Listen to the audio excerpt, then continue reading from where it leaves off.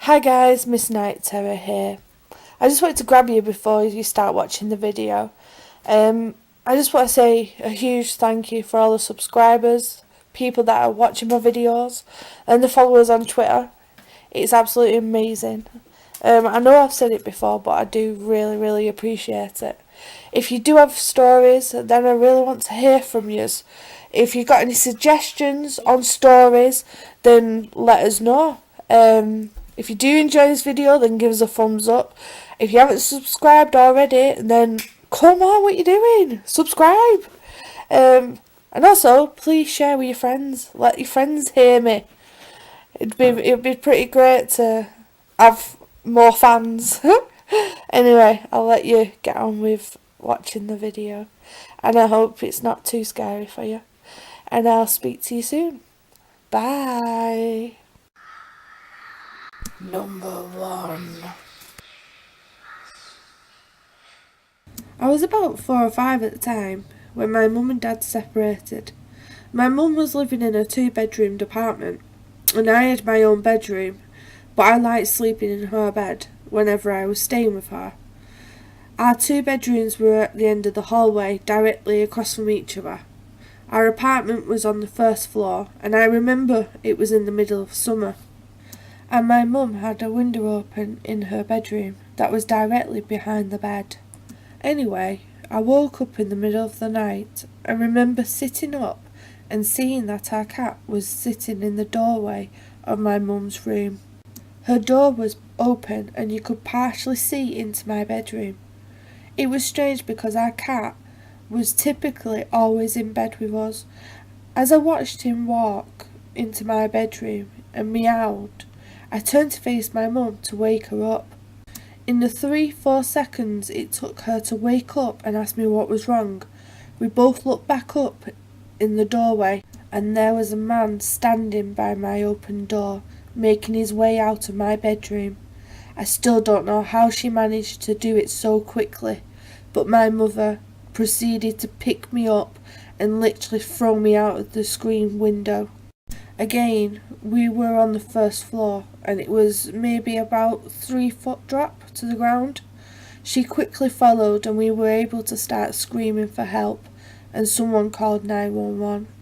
The police came but didn't see any signs of forced entry, only that our front door was unlocked, which led them to believe that the man must have exited that way.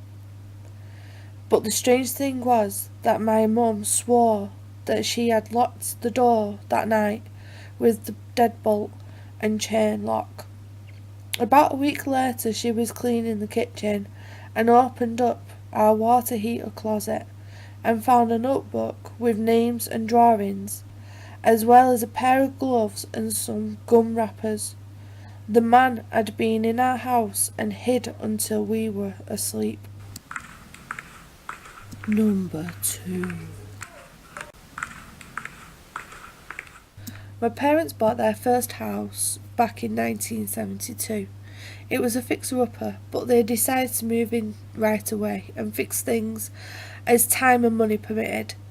Within a few days of moving in, the new neighbours came over to introduce themselves. They also let my parents know that the previous owners had moved out after a nasty divorce. They had lost their second child, and their relationship went downhill from there. My mum and dad were horrified, more so because they were newly pregnant and couldn't imagine going through such a thing. They eventually pretty much forgot about it all. Life went on. They were in love with their new life and their new house. In preparation for the baby, they decided to wallpaper the nursery.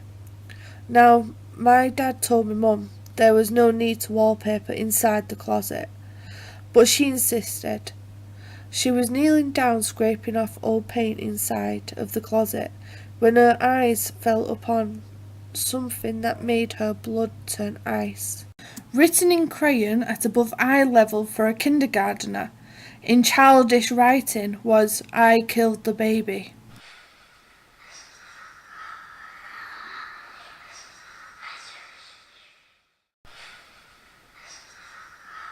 Number 3.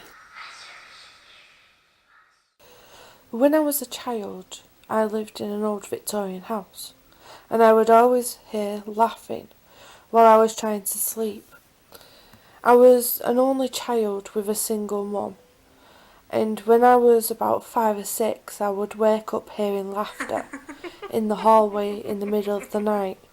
After mentioning this to my mum, she swore it was probably just the TV being left on late. One night I woke up hearing the laughter in my room. I went to sit up, but felt like someone was holding my shoulders down. Invisible hands gripping into my shoulders while I heard laughing. I screamed my little heart out.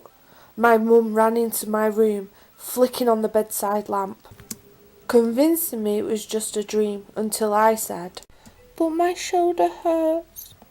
She lifted up my t-shirt and there were 2 adult-sized handprints on my shoulders. I honestly thought I had imagined it and that it had never happened. But the other day I mentioned it in passing to my mum, and she went blanket white and said, "I don't want to remember that."